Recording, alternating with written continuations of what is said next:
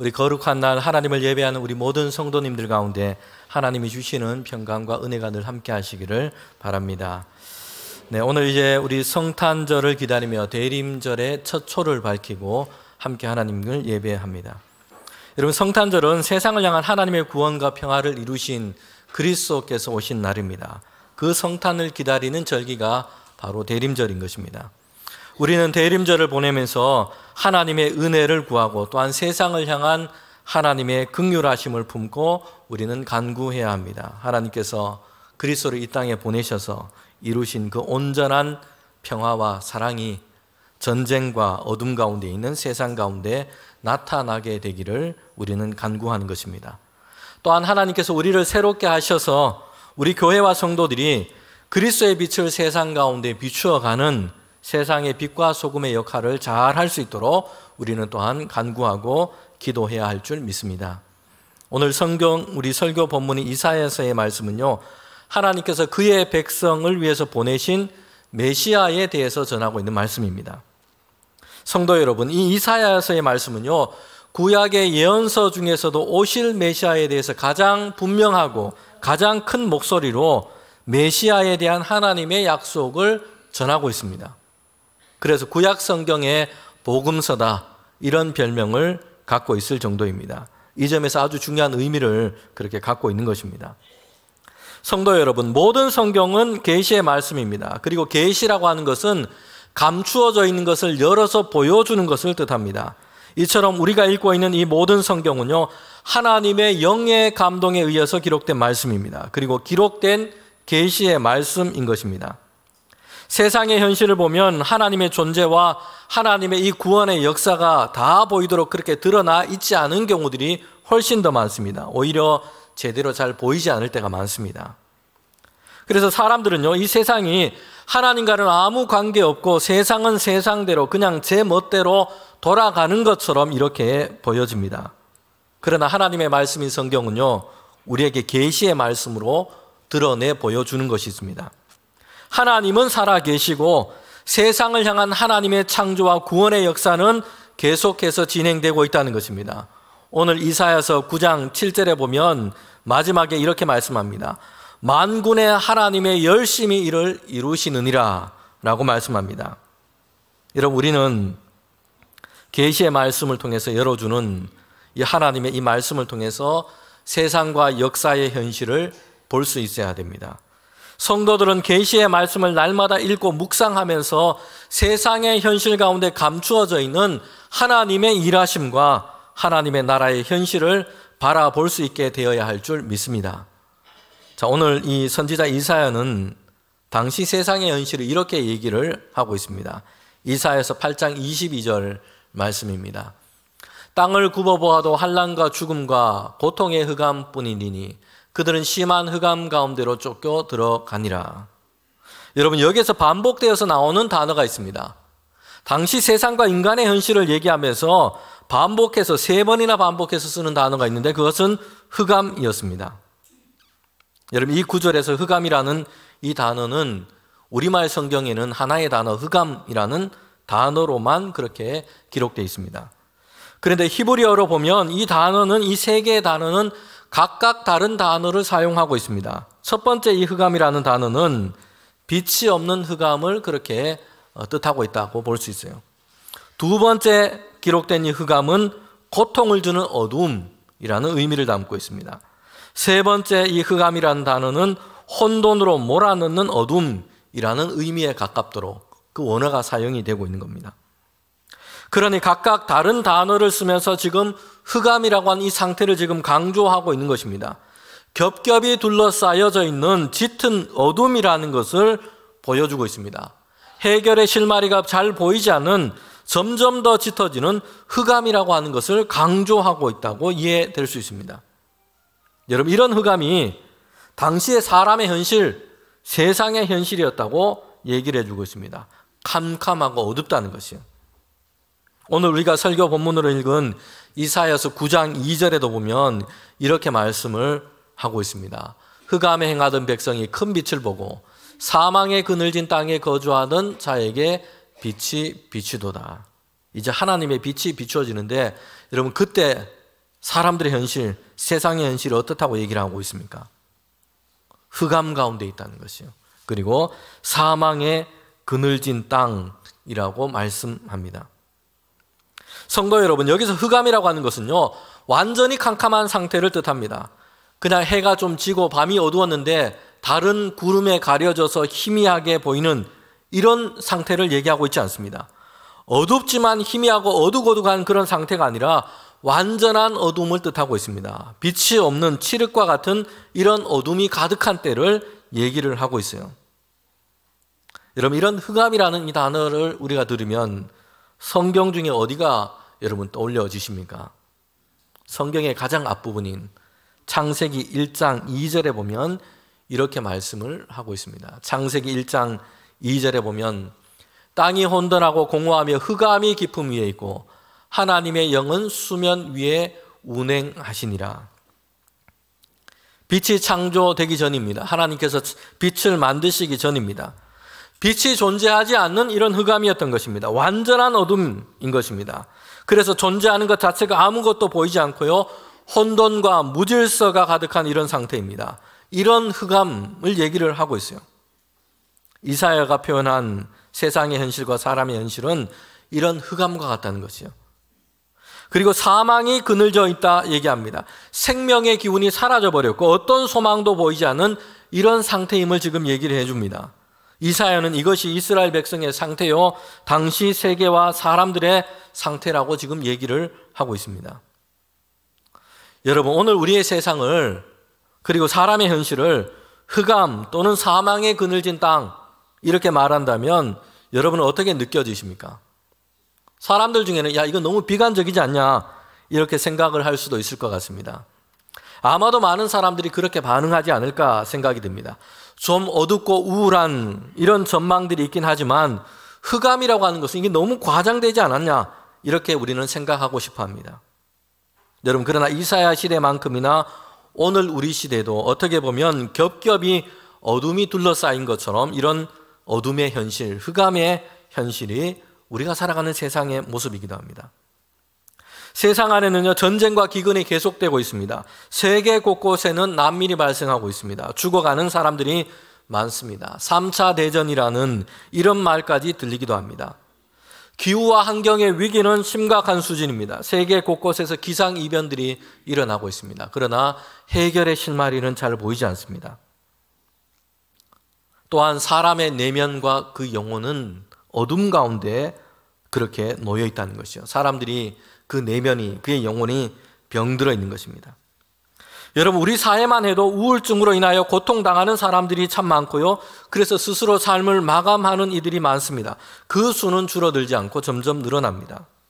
청소년 중에는 외부와의 관계를 다 단절하고 문을 닫고 고립과 은둔으로 지내는, 그렇게 이것을 선택한 아이들이 14만 명에 이릅니다. 우리나라만 그렇다는 것이요. 여러분, 청년들은 제대로 직업을 갖기도 어렵고요, 결혼도 어렵습니다. 이런 삶의 고단함에 우리의 청년들은 지쳐 있습니다. 젊음을 가지고 이제 시작해야 할 때인데 제대로 시작해 보기도 전에 쉽지 않은 세상의 현실을 보고 실망하곤 합니다. 우리 시대, 우리의 현실은 결코 안녕이라고 말하기는 어렵습니다. 짙은 어둠에 가까운 이런 전망이 우리가 살고 있는 우리 세계의 현실인 것입니다. 여러분, 이사야 시대의 세상과 사람의 현실이 어떠합니까? 특별히 예루살렘과 이스라엘 백성은요, 점점 더 큰 위기 가운데 그렇게 향해 들어가고 있었던 것입니다. 북방의 강한 나라는 이스라엘과 유다를 삼키기 위해서 큰 군대를 이끌고 내려오기를 반복합니다. 그런데 막아설 만한 이런 능력과 그런 힘이 이스라엘에는 전혀 없었다는 것이요. 뿐만 아니라 이스라엘과 유다는 그 사회가 심각하게 그 안으로 병들어 있었습니다. 왕으로부터 시작해서 지도자들은 자기의 부와 그리고 안락을 위해서 힘과 권세를 이용해서 백성의 것을 빼앗아갑니다. 굽어진 재판을 일삼습니다. 사람들은 자신의 이익과 유익을 위해서 거짓으로 속이고 폭행을 행하며 강탈을 하기도 했습니다. 여러분, 그런데 이런 흑암이 어디서부터 온 것입니까? 성경은 이렇게 말씀합니다. 하나님의 백성인 그들이 하나님을 떠났고 하나님의 말씀을 버렸고 자기의 욕망대로 살고 있기 때문입니다. 욕심이 잉태한 즉 죄를 낳고, 죄가 장성한 즉 사망을 낳고 있는 것입니다.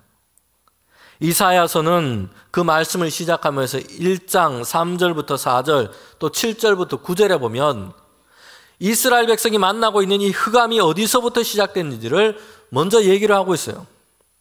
소와 나귀는 그 임자를 알고 있지만 하나님의 백성 삼은 이스라엘 백성은 하나님을 버렸다는 것이요. 하나님의 말씀을 버려버린 겁니다. 하나님께서 그들의 하나님 되심을 깨닫지 못하고 그들은 자기의 욕심대로 살고 있어요. 죄악 가운데 행하고 있는 것입니다. 여러분, 그래서 그 땅이 지금 황폐해져 가고 있다는 것이요. 여러분, 이렇게 임한 흑암은 사람의 수고와 사람이 고안해낸 방법으로도 해결이 되지 않은 어둠이었다는 것입니다. 그들을 둘러싸고 있는 이 어둠을 해결한다고 여러분, 사람들은 머리를 굴리고 여러 가지 일을 다 도모했습니다. 그러나 전혀 해결되지는 못했어요. 오히려 다시 그 어둠이 겹겹이 더 짙어지고 많았던 것입니다. 결실을 얻지 못한 수고, 결실을 얻지 못한 시도였다는 것입니다. 이스라엘 백성이 당했던 이런 어둠 중에 하나는 주변의 다른 나라의 어떤 침략과 전쟁에 대한 소문, 그리고 그 문제였습니다. 여러분, 그런데 이 문제를 해결하기 위해서 이스라엘 백성이 내놓았던 방법, 그 국리가 뭐냐 하면요, 강한 다른 나라를 의지하는 것이었어요. 그들과 동맹을 맺는 것이었습니다. 오늘날에도 그렇지 않습니까? 동맹, 이것을 매우 강조하며 그렇게 얘기를 합니다. 이스라엘은 그래서 애굽으로 내려가기도 했고요, 때로는 아수르라는 나라로 그렇게 가기도 했습니다. 그러나 북방의 강한 나라들이 이제는 이스라엘을 정복하기 위해서 말을 타고 큰 군대와 창과 칼을 가지고 내려오지만 그들을 의지했던 주변의 나라들은 그때 사실 아무 도움이 되지를 못했습니다. 그냥 자신들에게도 주변 나라들은 불똥이 튀지 않을까 염려하면서 자신들의 안전을 도모하며 불구경하듯 했습니다. 오히려 큰 어려움을 겪고 있는 이스라엘을 조롱하기까지 한 것입니다. 그럼 성경의 창세기에 보면 선하신 하나님께서 세상을 창조하시고 섭리하시는 그 역사를 기록하여 말씀하고 있습니다. 그런데 그 가운데 보면 사람의 타락과 죄악됨이 나오기도 합니다. 노아 시대에는 특별히 하나님께서는 사람의 이 죄악으로 인해서 만연해진 이 세상을 징계하시기로 작정하셨습니다. 비를 내려서 홍수로 심판하시기로 하신 것입니다. 그럼에도 하나님은 하나님을 경외하는 자 이 노아를 통해서 방주를 만들게 하셨고 구원과 그 은혜의 길을 열어놓으셨어요. 방주에 들어가면 구원을 받는 것이고 들어가지 않으면 물로 인한 하나님의 심판 가운데 그렇게 사라지고 마는 것입니다. 살아갈 수 있는 길, 살 수 있는 길, 다른 방법이 없었던 것이요. 방주 안으로 들어가는 것이었습니다. 성도 여러분, 예수 그리스도께로 들어가면 그 은혜 안으로 들어가는 것만이 사는 길이요 구원에 얻는 길인 줄 믿습니다. 다른 길, 다른 방법은 없는 것이며, 하나님의 이 홍수 심판이 지나가고 하나님은 다시 사람과 세상을 축복하시고 복을 주셨어요. 번성하도록 하셨어요. 그런데 그 다음에 사람들은 무엇을 했냐면요, 하나님의 말씀대로 하나님 보시기에 그렇게 살아가게 좋기에 살아간 것이 아니었습니다. 또다시 죄를 짓고 악을 행하며 살아갔어요. 여러분, 그러면서도 마음 한편에는 그들에게는 두려움이 있었습니다. 하나님께서 다시 물로 세상을 심판하시면 어떡하냐 하는 것이었습니다. 그래서 사람들이 고안해낸 것이 바로 바벨탑을 쌓는 것이었습니다. 탑을 높이까지 쌓아서 이제는 하늘에 닿을 때까지 쌓아서 하나님의 징계와 심판을 면하려고자 했던 것입니다. 사람이 이런 생각, 이런 고안을 해냈습니다. 선택한 방법이 탑쌓기였던 것이요. 아무도 구원해 줄 수 없는 어리석은 수고에 지나지 않습니다. 하나님은 오히려 언어를 혼잡게 하셔서 사람을 흩어지게 하셨다는 것이요. 성도 여러분, 우리는 사람들이 만들고 고안해낸 이런 방법, 이런 계획에 대해서 때로는 너무나 과신하고 있다는 것이요. 이것만 되면 새로운 세계, 새로운 시대가 펼쳐질 거야. 이것만 있으면 하나님의 나라니 천국은 필요 없고 인간이 이 땅에 낙원을 만들며 그렇게 살아갈 수 있을 거야. 여러분, 이런 기대를 갖고 있다는 것이에요. 성도 여러분, 그러나 사람이 만들어낸 것, 이런 발명, 이런 고안해낸 것, 생활의 편리를 주기도 합니다. 그러나 평화와 평강의 세계를 우리에게 만들어주지를 못합니다. 그 영혼을 구원하지 못한다는 것입니다. 1990년대부터 이 얘기되는 것이 있는데, 플라스틱의 배신이라는 이 단어, 이 말이 그렇게 얘기되곤 합니다. 여러분, 플라스틱을 처음 발명했을 때는요, 야, 이거 정말 새로운 시대를 열어줄 것이라 사람들은 다 그렇게 기대했습니다. 가열을 하거나 냉각을 하면 모양을 자유롭게 그렇게 바꿀 수 있고요. 옷부터 시작해서 가구에 이르기까지 생활에 필요한 많은 물건들을 다 만들어낼 수 있는 새로운 신소재였습니다. 그래서 사람들은 야, 이걸 개발해서 이제 우리의 새로운 시대가 이제 열리구나 라는 생각을 했습니다. 이런 플라스틱은요, 그렇게 해서 오늘까지 편리하게 많은 사람들을 생활용품으로 그렇게 사용되고 편리함을 주고 있습니다. 그런데 1990년대를 지나면서 플라스틱의 배신을 알게 됐습니다. 왜냐하면 이 플라스틱은요, 잘게 쪼개지고 축소가 되지만 사라지지 않아요. 그 구조가 깨어지지 않습니다. 썩어지지 않는다는 것이요. 이게 섬뜩한 사실로 우리에게 드러나기 시작했어요. 그래서 사람들은 포기할 수 없는 편리함 때문에 플라스틱을 사용하고 있지만, 여러분, 지금 한편에서는 사람의 생명과 지구의 생명을 위협하는 아주 중요한 위협으로 지금 인식되고 있다는 것이에요. 처음에 만들었을 때는 인간이 만들어낸 세계의 발명품, 우리의 모든 시대를 바꿀 만한 이런 것이라, 모든 문제들을 다 해결할 수 있는 그런 새로운 차원을 열어줄 것이라 기대했습니다. 여러 가지 문제를 해결할 수 있는 그런 발명품이라 생각을 했어요. 그런데 이제는요, 한편에서는 인간은 물론이고 지구 생태를 위협하는 중요한 문제 자체가 되어버린 것입니다. 더 심각한 문제거리가 되고 있다는 것이에요. 인간의 역사를 보면 사실 이런 일이 천지입니다. 잠시 해결책이 되는 것 같았는데, 여러분, 오히려 이것으로 인해서 더 큰 문제가 부메랑이 되어서 우리에게 돌아오고 있다는 것입니다. 이것이 사람의 한계인 것입니다. 누가복음에 보면 12장에 어리석은 부자 이야기가 나옵니다. 여러분, 그 해에 수확이 참 많았습니다. 너무 기쁘게 다 추수를 하고 이제는 저장할 창고가 부족해서 이제 그 창고를 헐고 더 큰 창고를 짓게 됩니다. 이렇게 지은 넓은 창고에 곡식과 수확물들을 다 저장을 해 놓았어요. 부자는 만족하면서 이렇게 얘기합니다. 내 영혼아 평안하자, 먹고 마시고 즐기자, 눕자, 이렇게 얘기를 하고 있어요. 여러분, 그런데 성경은 이 사람에 대해서 어리석은 부자라고 얘기를 합니다. 왜 어리석은 부자라고 얘기합니까? 사실 부자는요, 많은 수확을 얻을 수 있도록 종들을 잘 부려서 농사를 잘 했습니다. 사람을 부리는 리더십도 있고요. 상황 판단과 셈도 아주 빠릅니다. 추수할 곡식을 보니까 많고 창고는 부족할 것이라 재빨리 알아차렸어요. 그리고는 바로 창고를 크게 짓도록 했습니다. 결단력과 추진력도 좋습니다. 그리고 새롭게 지은 이 창고에 곡식들을 잘 저장했습니다. 재테크도 잘해요. 그런데 왜 이 사람을 성경은 왜 어리석은 부자라고 얘기를 하고 있습니까? 곡식으로 창고를 가득 채우고 통장에 재물을 가득 채우고, 그러면서 그는 이렇게 생각하고 있었던 것입니다. 내 영혼아 평안하다, 내 영혼은 이제 안전하다, 이렇게 생각하고 있어요. 여러분, 이것이 어리석은 것이에요. 가득 채운 곡식으로도 결코 평안을 가질 수 없습니다. 평안을 얻을 수도 없습니다. 그의 인생의 궁극적인 문제는 하나도 해결할 수 없는 것입니다. 하나님은 그에게 말씀하십니다. 오늘 밤에 내 영혼을 하나님이 거두시면 그 창고에 가득한 것은 누구의 것이 되겠느냐. 많은 곡식을 쌓아 놓았다고 하더라도 여러분, 그의 생명이 보장이 되는 것이 아니에요. 영혼의 만족도 얻을 수 없습니다. 온전한 평강도 얻을 수도 없고 누릴 수도 없는 것입니다. 부활하신 예수님께서 다시 제자들에게 찾아오셨어요. 그들은 두려움에 그때 떨고 있었습니다. 주님을 따라다녔는데 예수님께서 십자가에 달려서 그냥 죽으셨기 때문입니다. 그러나 주님께서는 3일 만에 부활하시고, 부활하신 이 예수님께서 그 제자들에게 찾아오신 것이요. 그러면서 그들에게 말씀하세요. 평안을 너에게 주노라. 여러분, 평안은 세상이 주는 것이 아니고요, 상황이 주는 것이 아니에요. 창고에 가득 찬 곡식이 주는 것이 아닙니다. 평안은 주님이 주시는 것입니다. 주님께서 말씀하세요. 요한복음 14장 27절 말씀인데 저와 여러분이 함께 읽도록 하겠습니다. 평안을 너에게 끼치노니 곧 나의 평안을 너에게 주노라.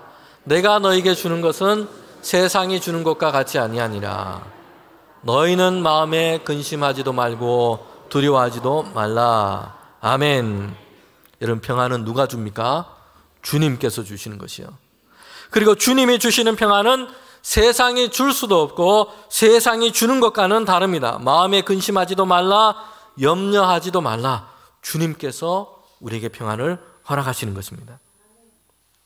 이사야 시대 이스라엘 백성의 현실은 흑암과 사망의 그늘이 덮고 있다고 말하고 있습니다. 여러분들, 그런데 이것은요, 앞서 말씀드린 것처럼 그들이 만들어낸 것이었습니다. 그들은 하나님을 떠났고 우상을 숭배하고 있습니다. 하나님을 버렸습니다. 그래서 하나님을 경외하는 믿음을 잃어버렸을 뿐만 아니라 그들은 서로의 것을 탐하고 서로의 것을 빼앗고 이런 사회가 되었습니다. 나라들도 그러했습니다. 서로를 향해서 피를 흘리며 정복하고 황폐하게 만들며 그렇게 살아가고 있는 것입니다. 여러분, 그런데 이럴 때 사람은 무엇을 하려고 했습니까? 죄를 돌아보며 회개하며 하나님께로 돌아간 것이 아니었어요. 하나님의 백성인 이스라엘도 그랬습니다. 자신들의 국리를 가지고 이웃 나라의 힘을 빌리며 의지하려고 하고 있다는 것입니다. 여러분, 특별히 이사야서 7장부터 8장까지 보면 아람의 연합군이 지금 유다와 이스라엘을 침공하려고 할 때였습니다. 여러분, 그때 유다 나라는요, 하나님의 도움을 구하고 있지 않습니다. 아수르라고 하는 북쪽에 더 강한 나라를 의지하며 그 나라로 가서 그들의 도움을 구하고 있습니다. 성도 여러분, 그런데 이스라엘의 역사를 보면 나중에 그 아수르가 북이스라엘을 무너뜨리고 유다에게도 큰 위협이 그렇게 되고 있습니다. 이렇게 다른 나라를 의지하고 다른 것을 의지하고 이런 것으로는요, 평화와 평강을 위한 새로운 전망이 전혀 열리지 않은 것입니다. 오히려 이스라엘은 더 크고 더 짙은 흑암으로 그들은 그 흑암으로 들어가게 될 것입니다. 강한 나라를 의지하고 강한 나라를 그렇게 의지하고 나아갔는데 오히려 강한 나라에 의해서 무너지고 포로가 되고 그 땅은 황폐하게 될 것입니다. 여러분, 그런데 오늘 말씀에서는 이것으로 끝나고 있지 않고 이사야의 예언은요, 그럼에도 이스라엘을, 하나님의 백성을 향한 하나님의 은혜가 열려 있다는 것을 우리에게 말씀하고 있습니다. 오늘 본문으로 삼은 9장은요, 그 시작은 우리말 성경에는 생략되어 있습니다. 그런데 히브리어로는 중요한 접속사로부터 시작이 되고 있습니다. 그럼에도 불구하고 라는 뜻을 가진 이 접속사로 9장이 시작이 되고 있습니다. 그러니까 앞에 있는 것과는 대조를 이루고 있고요, 새로운 시작이 열리고 있다는 것입니다. 그런데 그 시작은요, 사람에게 있는 것, 사람으로부터 시작된 것이 아니고 하나님께로부터 지금 시작되고 있는 것입니다. 이사야서 9장 1절부터 3절에 보면 이렇게 말씀하고 있어요. 그럼에도 불구하고 전에 고통받았던 자들에게는 흑암이 없으리로다. 옛적에는 여호와께서 스불론과 납달리 땅이 멸시를 당하게 하셨더니 후에는 해변길과 요단 저쪽 이방에 갈릴 일을 영화롭게 하셨느니라. 여러분, 여기서 보면 전에는 흑암이었는데 어둠이 그들을 덮고 있는데 캄캄했는데, 그러나 이것으로 끝나버리지 않은 것이요, 후에는 어떻게 된다고 얘기합니까? 흑암이 없어지리라. 후에는 영화롭게 하신다. 전에는 흑암 가운데 행했던 백성이었습니다. 사망의 그늘진 땅에 거주했던 자들이었습니다. 그러나 후에는 이제 그들 가운데 하나님께서 큰 빛을 비춰주시고 다시 창성하게 하시고 즐거움을 더하게 하실 것이다 말씀하십니다.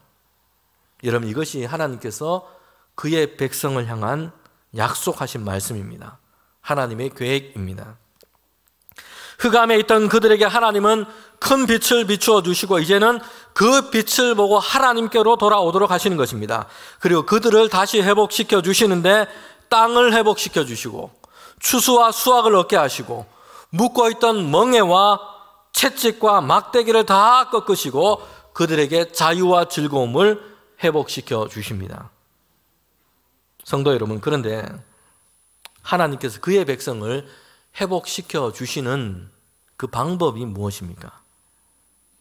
그들에게 나라와 평강을 허락하시고 이제 그들을 회복시켜 주시는데 어떻게 그의 나라를 평강 가운데 회복시켜 주시는지를 이사야의 예언은 우리에게 말씀해 주고 있습니다. 여러분, 이것은 하나님께서 우리에게 그리스도를 보내시고 예수 그리스도를 통하여 평강과 은혜의 나라를 오게 하신다는 것을 약속하시며 예언으로 우리에게 말씀하고 있는 겁니다. 이사야를 통해서 하나님은 다시 그의 백성 이스라엘을 회복시켜 주실 것을 말씀합니다. 여러분, 그런데 그 방법이 뭡니까? 6절에 보면 이렇게 말씀합니다. 그 방법은 한 아기였다는 것이요. 우리 6절의 말씀에 보면 한 아기를 주셨는데 한 아기를 그들 가운데 보내주신 것이요. 여러분, 이 말씀을 들을 때 이스라엘의 현실은요, 다른 강한 나라의 압제 아래 놓여 있습니다. 그들은 무너졌고 지배를 당하고 있습니다. 포로가 되었고 압제를 당하고 있습니다. 그런데 하나님께서 그들을 구원하시고 회복시키시는 그 방법이 한 아기였다는 것이요. 너무나 의외라는 생각이 들지 않습니까? 강하고 거대한 군대를 보내시는 것도 아니고 말을 탄 위대한 장수를 보내신 것도 아니고 한 아기를 그들 가운데 오게 하시는 것이요. 여러분, 이 이사야에서의 말씀은요, 하나님께서 보내실 그리스도에 대해서 말씀하고 있는 겁니다. 그리스도를 통해서 세상과 하나님의 백성을 구원하시는 그 하나님의 방법을 보여주고 있습니다. 여러분, 그 아기는 하나님께서 보내신 평화의 왕으로 정의와 공의와 하나님의 나라를 이 땅 가운데 이루신 예수 그리스도를 우리에게 말씀하고 있습니다. 성도 여러분, 우리는 이사야가 전한 그 한 아기의 이름을 주목해서 볼 필요가 있습니다. 몇 가지 이름으로 묘사해서 말씀하고 있습니다. 이것은 그의 백성을 구원하게 보내신 그리스도가 어떤 분이신지를 우리에게 잘 보여주고 있습니다. 이사야서 9장 6절 말씀을 저와 여러분이 함께 읽도록 하겠습니다. 9장 6절입니다. 이는 한 아기를 우리에게서 낳고 한 아들을 우리에게 주신 바 되었는데 그의 어깨에는 정사를 메었고 그의 이름은 기묘자라 모사라 전능하신 하나님이라 영존하시는 아버지라 평강의 왕이라 할 것임이라. 아멘. 그의 이름은 기묘자라 모사라. 여러분, 기묘자라는 것은요, 놀라운 분, 특출나고 뛰어난 분, 다른 누구와도 다른 무엇과도 비교가 불가하신 분이심을 얘기해 주고 있습니다. 모사라라는 것은 지혜와 명철로 충만한 위로자, 우리를 구원하실 분이심을 얘기합니다. 전능하신 하나님이십니다. 그분은 신성으로는 하나도 모자람이 없는 전능하신 하나님 자신 되심을 말씀하고 있습니다. 영존하신 아버지십니다. 영원 전부터 계셨고 지금도 계시고 그리고 앞으로도 영원히 우리와 함께 하실 분이십니다. 아버지라는 것은 영원한 우리의 보호자가 되심을 나타내고 있습니다. 그리고 평강의 왕이십니다. 정의와 평화로 다스리고 하나님의 평강을 이 땅 가운데 우리에게 오게 하실 분이라고 말씀을 하고 있습니다. 선지자 이사야는 그리스도께서 하나님께서 보내신 빛이라고 말씀하고 있습니다. 흑암과 어둠 속을 헤매고 있고 그리고 그 나라 그 백성 가운데 전혀 가능성이 없는 이들입니다. 그러나 하나님은 그 큰 빛을 우리에게 비춰주셔서 어둠과 흑암이 물러가게 하시고 평화와 평강의 날이 오게 하게 하실 것입니다. 여러분, 그리스도만이 우리의 소망이요 생명의 빛이라고 말씀하고 있습니다. 요한복음에는 오늘 이 이사야의 말씀에 합당하게 예수님을 세상에 오신 빛으로 말씀을 하고 있습니다. 예수님은 태초부터 하나님과 함께 계셨고 이제 하나님의 구원하심과 영원한 생명을 주시는 빛으로 이 땅에 오신 것입니다. 요한복음 1장 9절부터 12절에 보면 참 빛이 와서 우리에게 비추었다 말씀하고 계세요. 그리스도의 오심을 얘기하고 있습니다. 그러나 깨닫지 못하는 자들이 있습니다. 참 빛이 그리스도께서 우리에게 오셔서, 그러나 우리에게 오셨지만 어둠 속에 있는 자들은 깨닫지 못하고 있습니다. 그러나 영접하는 자, 빛 대신 예수 그리스도를 영접하는 자, 그 이름을 믿는 자들에게는 어둠 안에 있지 않고 이제 빛으로 나와 하나님의 자녀가 되는 권세를 우리에게 주신 것입니다. 여러분, 얼마 전에 미국에서는 대통령 선거가 있었습니다. 이 트럼프가 새로운 대통령으로 당선이 됐습니다. 사람들 중에는요, 새로운 대통령을 지지하는 사람, 그리고 기대하는 사람들이 이제 미국에 판매되는 이런 깃발을 그렇게 자기의 마당, 이 정원에 그렇게 걸어 놓았다고 합니다. 그 깃발에는요, 이 성조기 모양 이 배경을 하고 있는데 거기에는 이런 문구가 적혀 있다고 합니다. 세상엔 예수가, 미국엔 트럼프가 필요하다. 여러분, 이것은 크게 잘못된 것입니다. 세상에도 예수 그리스도가, 그리고 미국에도 한국에도 모든 민족, 모든 나라, 모든 사람에게는 여러분 예수 그리스도가 필요할 뿐입니다. 흑암과 사망의 그늘진 땅을 살아가는 이들에게는 하나님께서 보내신 큰 빛 되시는 오직 예수 그리스도밖에 없는 줄 믿습니다. 그리스도의 빛 안에서만 우리는 구원을 얻고, 그리스도의 빛 안에서만 우리는 평강을 얻을 수 있습니다. 그리스도의 빛 안에서만 죽음의 어둠을 밝히고 참된 생명의 길을 열어주는 그 빛이 그리스도 예수뿐인 줄 믿습니다. 여러분, 오늘 우리와 이 세계는 그늘진 땅과 같은 이런 세계입니다. 그곳에 우리는 살고 있습니다. 그러나 하나님은 생명의 빛 되시는 예수 그리스도를 우리에게 보내주셨습니다. 어둠과 그늘진 땅을 살아가는 모든 이들에게는 참빛 대신 예수 그리스도가 여러분 필요할 뿐입니다. 이제 그리스도 예수에게로 나아가는 자에게는 모든 어둠과 그늘이 물러가게 하시고 하나님의 구원하심과 하나님의 평강이 우리에게 임할 것을 믿습니다. 그리스도 예수의 빛 안에 살아가는 저와 여러분, 우리 교회가 되기를 주님의 이름으로 축복합니다.